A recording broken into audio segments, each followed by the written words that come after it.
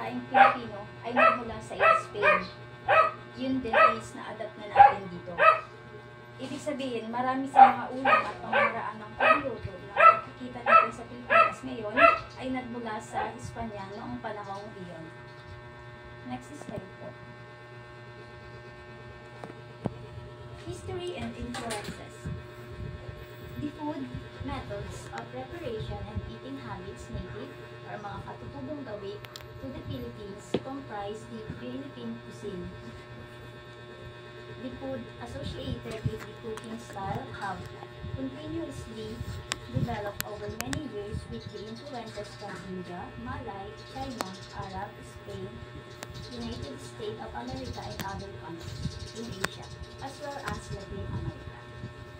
The Philippines has a rich and diverse cuisine that reflects its history and cultural influences.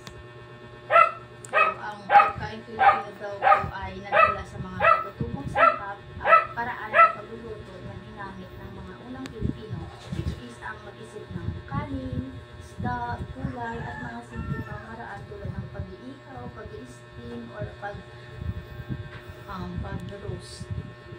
Ganun. Sa paglipas ng mga siglo, ang Pilipinas ay influensyahan ng iba't ibang kultura. Bawat isa ay nagdiriwan din ng marka sa lulutuin. Like sa India,